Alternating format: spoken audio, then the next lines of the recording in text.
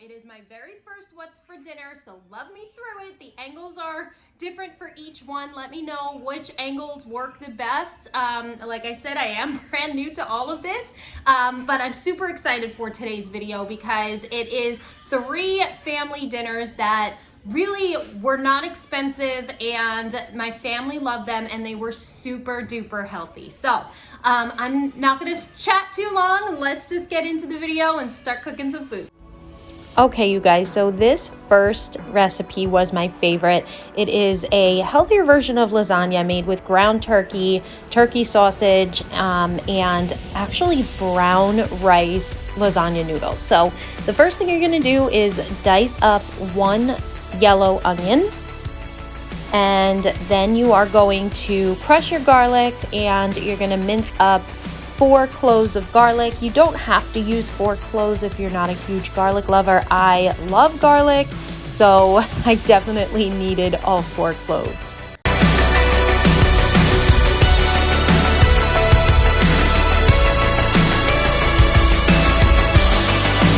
And then we are going to chop up about a tablespoon, maybe a little more, maybe a tablespoon and a half of fresh basil.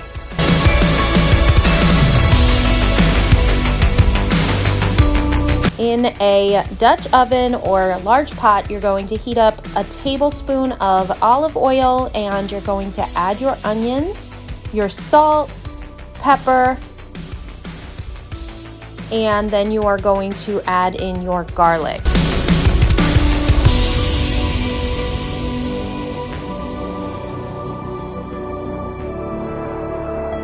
Okay, so here comes the sweet Italian turkey sausage, and I take off the casings because I do not like the casings on my sausage. Let me know in the comments if you guys do that. And it's weird because on the turkey sausage, it seems like the casings are actually thicker than on regular pork sausage, but maybe it's just me.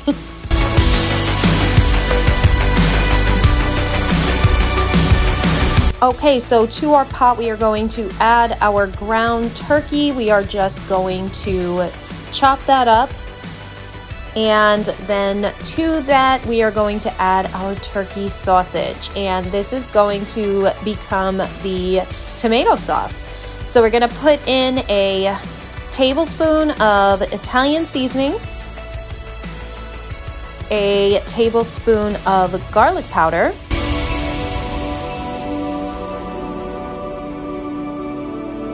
and we are just going to mix that up, let it saute for a couple minutes. At this point, all the steam was coming into the camera, so forgive me. We're going to add to that pot, we're going to add 2 28-ounce cans of crushed tomatoes, and here is my little secret ingredient is a charred marinara sauce. It actually just helps deepen the flavor. Of course, you could just use regular marinara sauce and not worry about the crushed tomatoes, but I love the authentic flavor. And we are going to add a tablespoon of sugar. The sugar is just gonna cut the acidity of the tomatoes because it is a lot of tomatoes in there.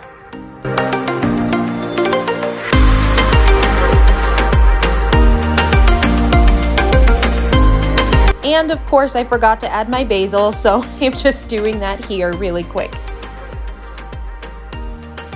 Okay, so here I actually have 8 ounces of cream cheese and I am going to add grated cheese, about a tablespoon. And I'm going to add some heavy whipping cream, about another tablespoon. And it's funny because I improvised here because I really enjoy having ricotta on the inside, and that's what I would have used if I had it on hand, but I didn't, and I used cream cheese and it was so good. So anyway, we are going to grease our baking dish with just a little cooking spray, and we're going to start assembling our lasagna. Always put the sauce down first.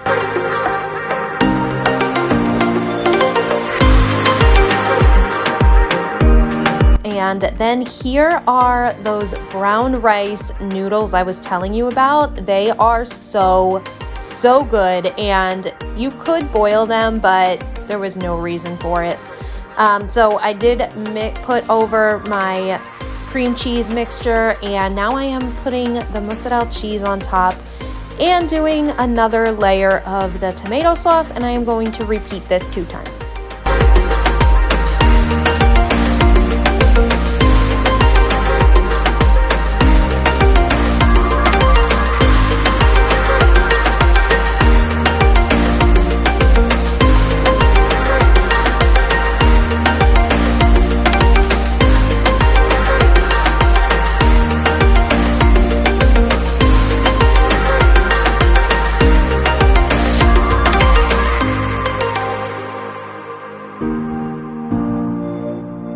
And after you are done layering, you are just going to top it with some sliced mozzarella. You do not have to use sliced. You can just add more of the shredded, but I just love the way the sliced mozzarella comes out. And don't make fun of me how I say mozzarella. I worked in an Italian restaurant for most of my life. So anyways, I am putting some foil over the top. At this point, I would tell you to spray it with some cooking spray because mine did wind up sticking, but it's okay. So I preheated my oven to 375 and you are going to cook this for 55 minutes.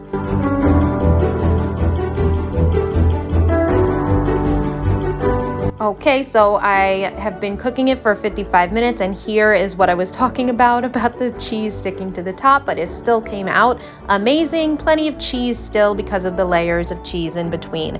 It was a hit. My entire family liked it, even my girls, and it was healthy. So that's a win.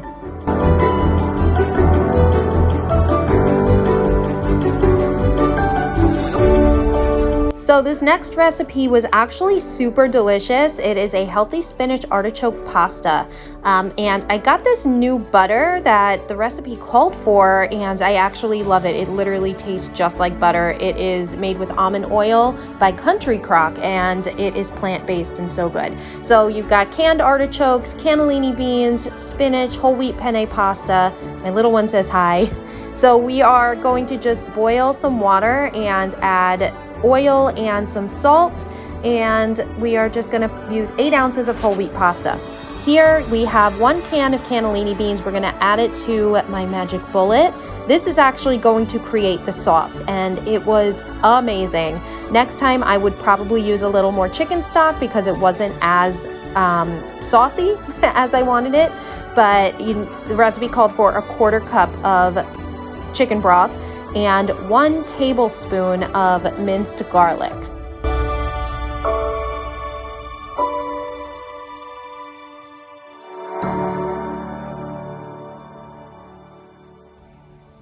So we are going to just blend that up until it's smooth and it's a sauce.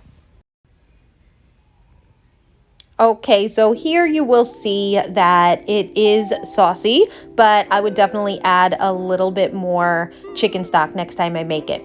So we're going to drain our pasta and we are just going to leave that on the side for now while we put out some paper towels. And this part was interesting for me because I never used frozen chopped spinach before. This is what the recipe called for, and I had no idea how to squeeze it all out, so I just improvised. So bear with me through this part, but I kind of just rolled everything up and got rid of as much moisture as I could. You see it broke open at the end there, but I wound up doing it. So here I am just going to add a tablespoon of this butter to a heated skillet.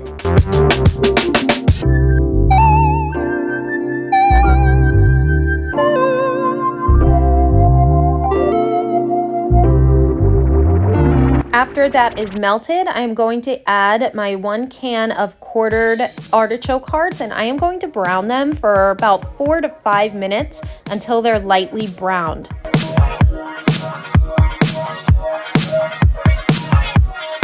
Now you can see here how it's got the little brown bits on it. So at this point I'm going to add in the spinach and a 1/4 cup of Parmesan cheese, and I am just going to incorporate that all together.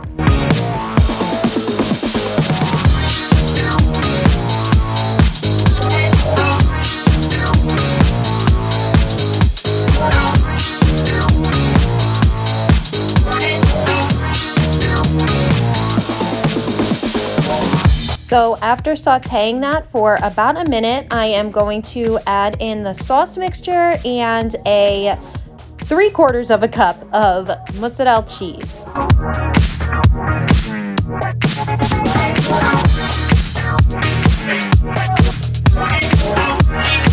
And last but not least, another 1/4 cup of the chicken broth.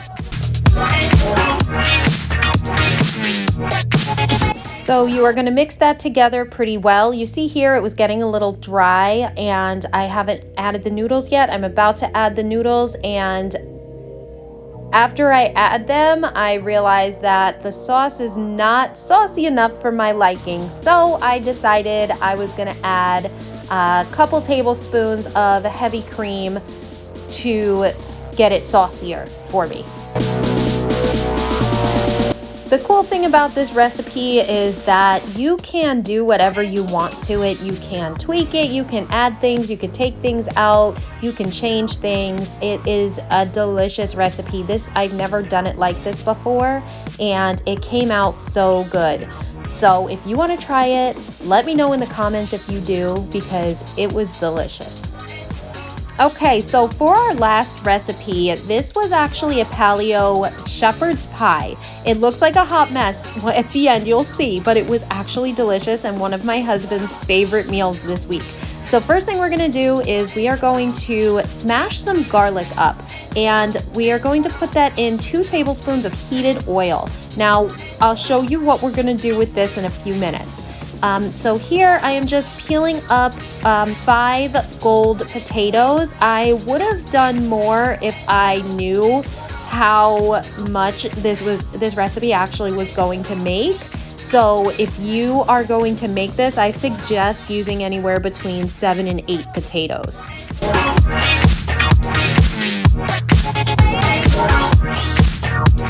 Okay, so we are going to add our quartered potatoes into an Instant Pot, and we are going to add a cup of water in with them.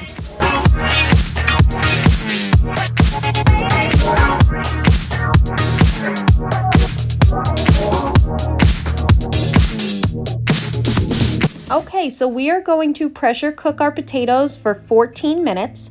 In the meantime, let's prep our veggies. There are going to be 4 carrots. Now your carrots, you can slice them like this, or you can dice them if you like them to be smaller. They do cook down in the oven and get nice and soft, so however you want to do it. And here we are going to add a couple sprigs of rosemary. I would say about a tablespoon of rosemary and a tablespoon of thyme. And these are some of my favorite herbs to use in dishes like this. It gives it such a depth of flavor and it is delicious. So I'm actually using green onions instead of your traditional yellow onion because it just gives a more mild flavor than a regular onion. So remember that garlic oil, we are actually going to use a tablespoon of that special garlic oil to saute up our carrots and our green onions. And we are going to add 1 pound of ground turkey.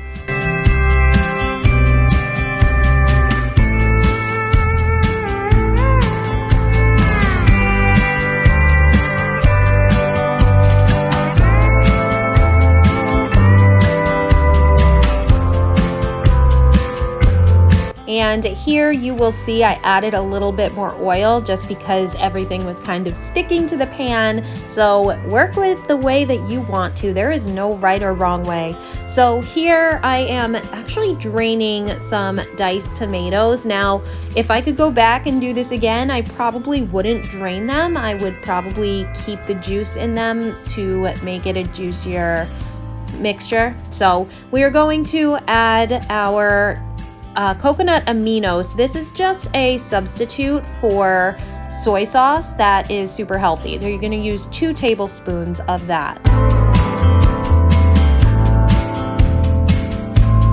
And then here we are going to just add in our chopped herbs. Like I said, tablespoon of rosemary, tablespoon of thyme, and just cook it for about 30 seconds until it's fragrant.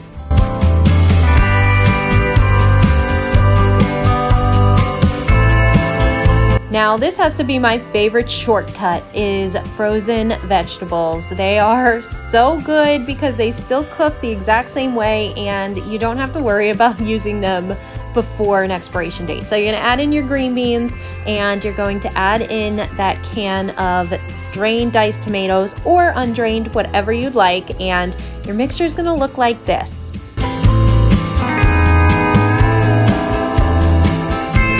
Okay, so we are going to preheat our oven to 375 and coat our baking dish, of course, this way nothing sticks. You will see in a minute what I meant when I said hot mess. So it was very good, even though it was not visually pleasing, it was still very, very good. So here I am just going to be pouring the potatoes over. I actually used an immersion blender. I added a cup of milk and a couple tablespoons of ghee. You can use anything you want. It's just that was the paleo version of it. And it does look crazy because, like I said, I would totally use a couple more potatoes, but we got to use what we got to use, right? I just shook it, spread it out, and cooked it in the oven for 45 minutes until it came out bubbly and delicious. So like I said, it was my husband's favorite for this week. So I hope you guys enjoyed this video. I had a lot of fun making it, and I hope that you would think of subscribing and turning on that notification so you know every time I upload videos. Have a great day, guys.